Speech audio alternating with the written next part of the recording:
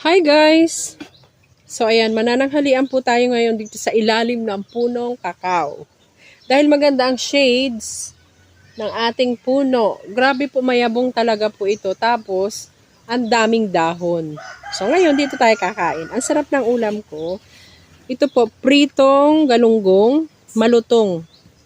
Tapos ito nga, yung ginataang lubi-lubi. Ayan, oh, sarap. Tapos meron tayong ayan, isang piling na saging. At meron tayong buko juice. Clear buko juice. So ayan.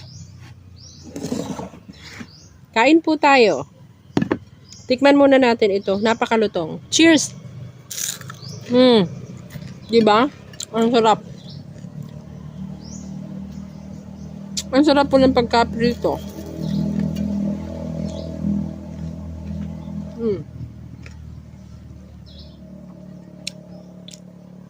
Ito naman po yung lubi-lubi.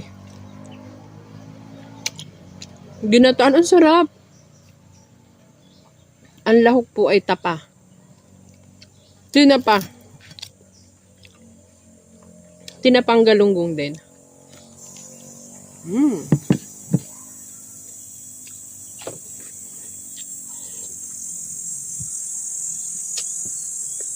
Tapos may huni ng kuliglig.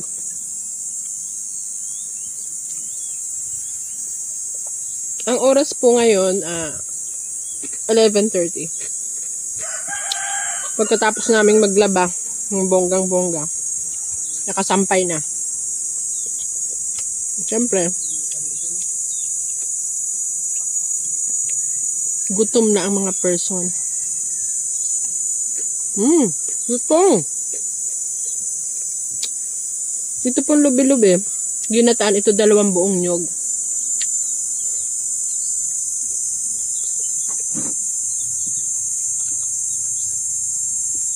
Ang sarap.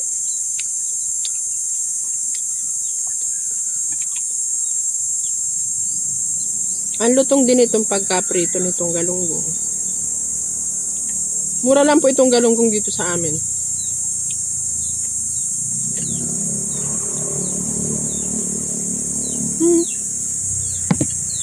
Napakasarap.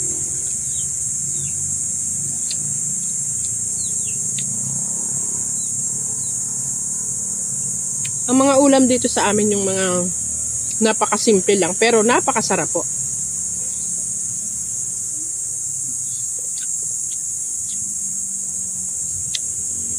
Yung ba akala mo magda-diet ka? Pero sasabihin mo bukas na pala.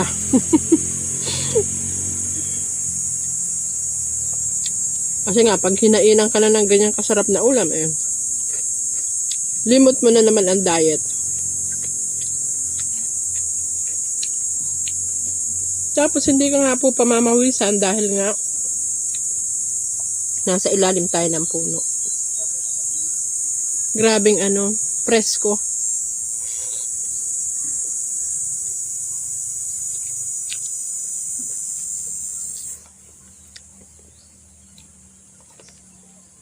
Sarap.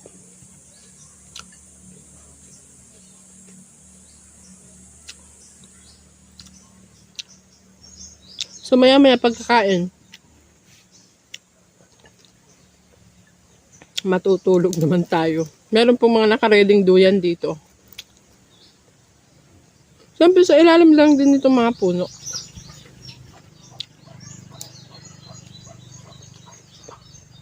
Kasi nga ay napakainit nga doon sa loob ng bahay.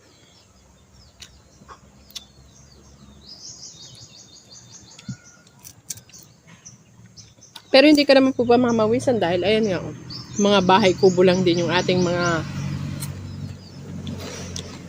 pahingahan dito. Sarap. Ito po yung ulo, walang tapon. Pati yung tinik, napakalutong. Dahil sa dami ng gatong namin, ako po.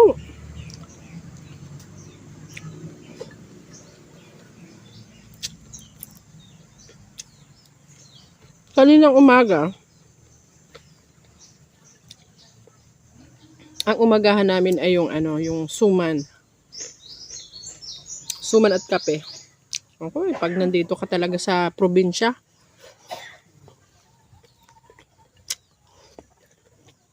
yung mga simpleng pagkain ay talaga naman pong napakasarap.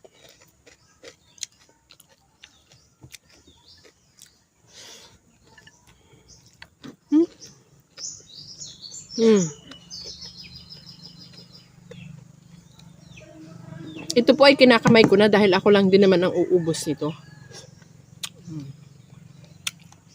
Palagay ko kulang ang aking kanin.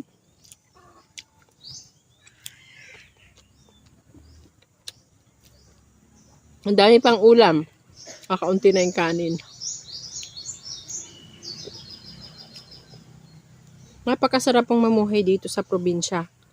Kasi wala kang masyadong gastos kumpara po dyan sa bayan or sa city.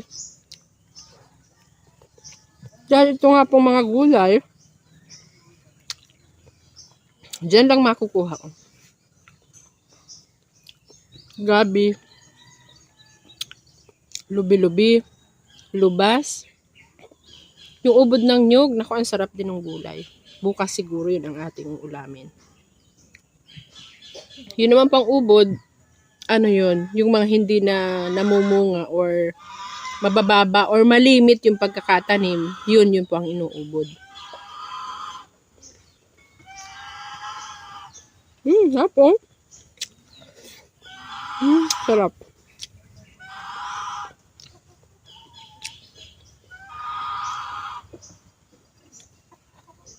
Tapos yung mga manok nangingitlog. Pag walang ulam, yung manok, tinola. O sa umaga naman, nagsa-sunny side up tayo. Tapos, nilaga. Diba? Hindi ka bibili.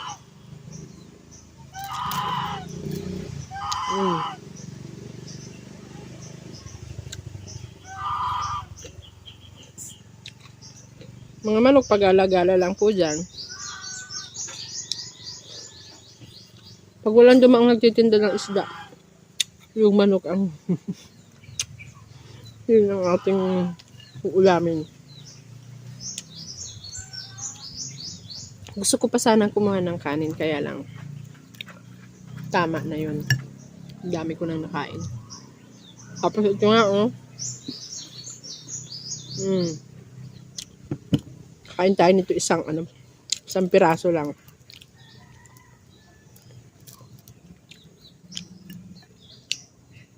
Kanina umaga nakadalawang saging na ako. Ito nga po pala yung American banana.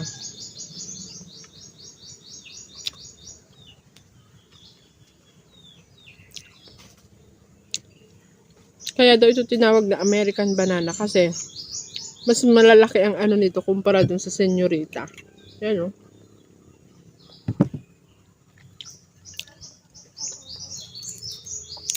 Ang sarap ng ulo, ang lutong.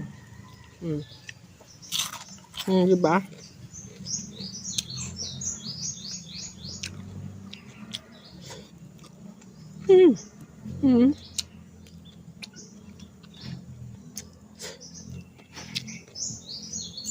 Tapos dyan po sa may harapan namin pag umaga may dumadaan na nagtitinda ng isda. Ito ang tinda niya ngayon. Bagong huli galing sa bakal. Dyan po sa Barangay Bakal. Ang sarap.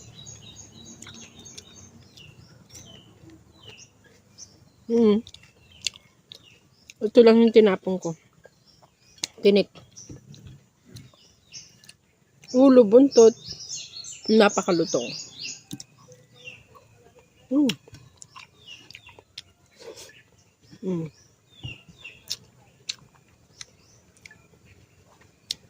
Wala ng kanin. Papapakin ko na lang to.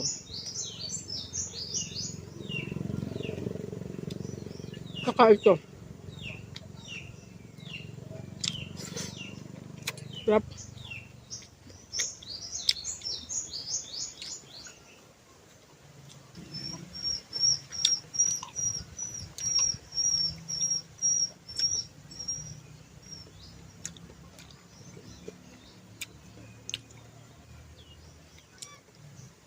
Ubos.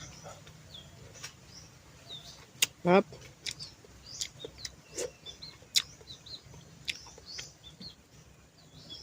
Mm.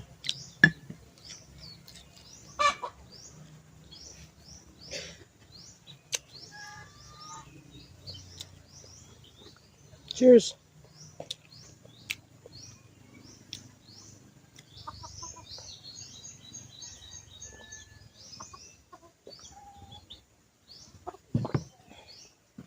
Tapos isang saging. Ito naman po saging, mas masarap sana nito yung may itim-itim na kasi talagang matamis na yun. Pero bagay ganito, pwede na to. Tamis na rin to. Cheers! Sarap.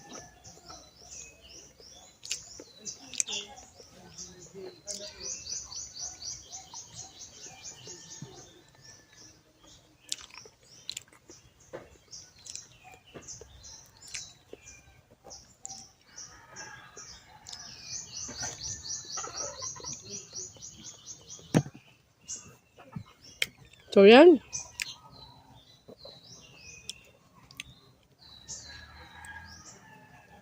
Maya-maya naman po, magwawalis tayo dun sa palibot ng bahay natin kasi ang daming mga laglag na dahon. Ito pong mga to, ang lalaki ng dahon yan. Pag nilaglag yan, masipag siya maglaglag. Thank you for watching. Follow for more.